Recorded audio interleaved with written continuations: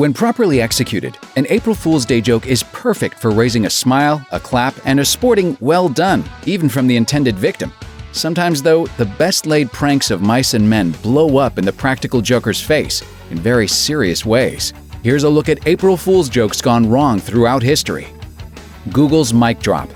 Between their doodles and their adorable self-driving car thing, Google has a pretty decent track record of making people smile, and their April Fool's Day jokes are usually no different. But in 2016, things went horribly awry thanks to the terrible decision to add a mic drop button to their standard email program, which, when pressed, would instantly send the recipient a popular Despicable Me animated GIF. That may not sound too bad on the surface, but two major technical issues turned it into a nightmare for some users. Firstly, there didn't seem to be any way to get responses to the email, which was a major problem given that the mic drop button was located right next to the send button.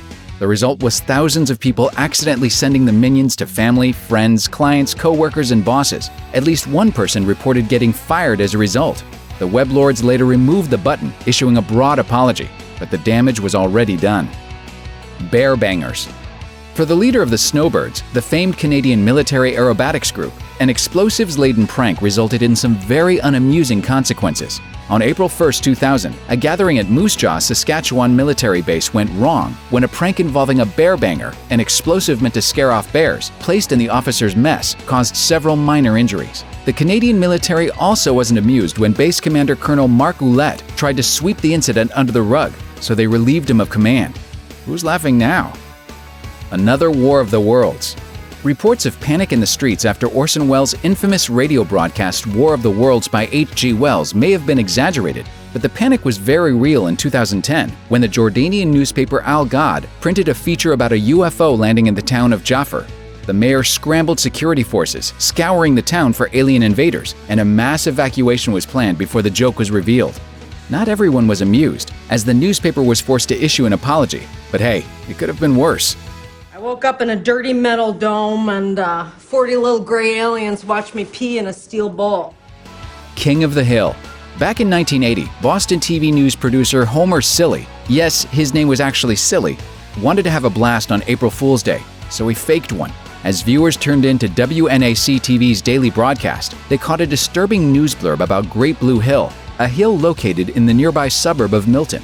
According to the bulletin, the sedate mound was suddenly oozing lava, spewing flames, and could pop off at any moment.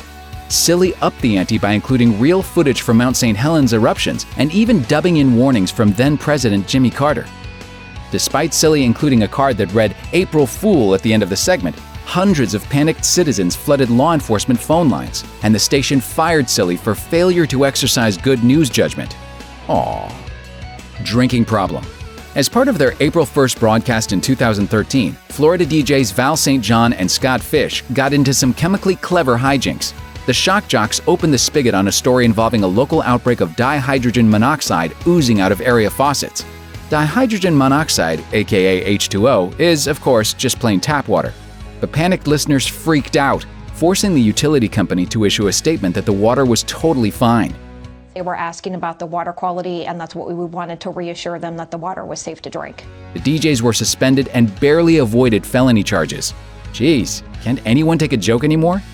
Don't try this at home. On April 1, 2015, a resident of a campus apartment complex near Grand Valley State University in Allendale Township, Michigan, thought it would be funny to throw firecrackers around the house. Take a guess what happened next.